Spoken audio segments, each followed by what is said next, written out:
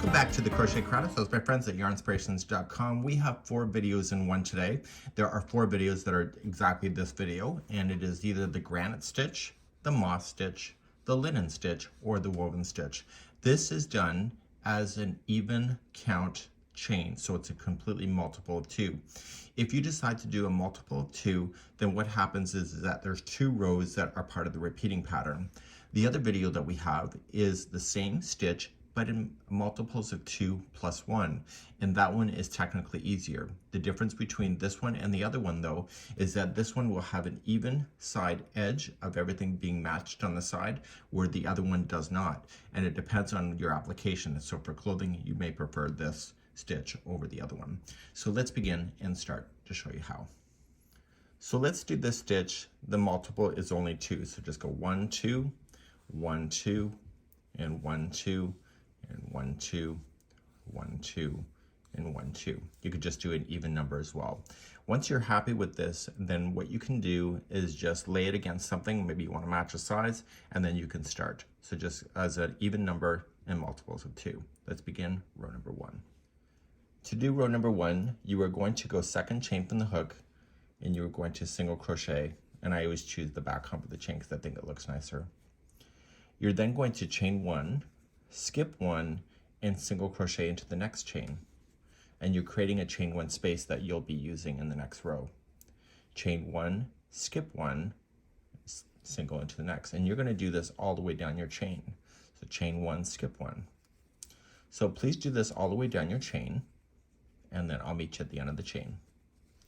And for those that are ready for the ending of the chain, is that you'll skip 1, and the very last one is going to be a single crochet.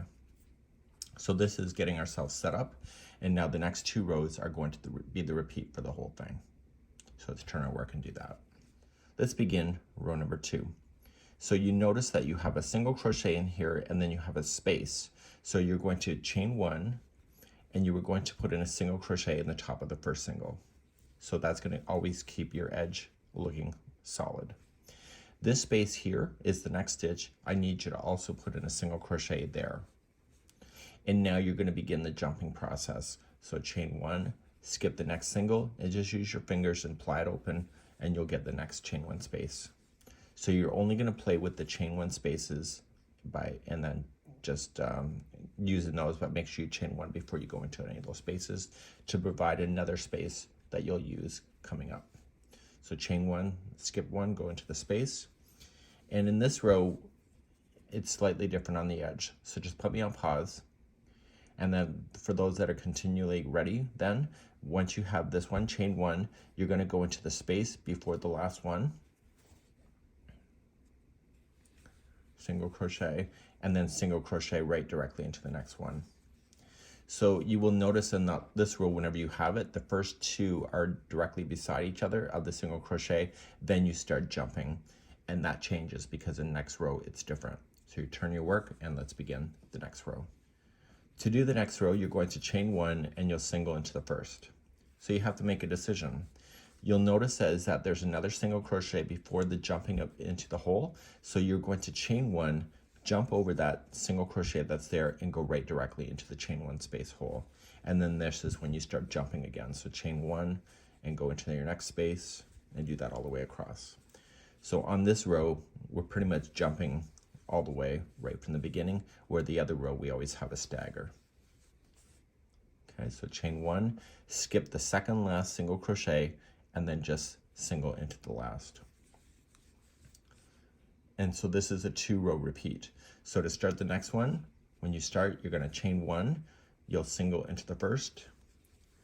You have to single into the chain 1 space, and then you start jumping. So chain 1, and then start jumping into the spaces.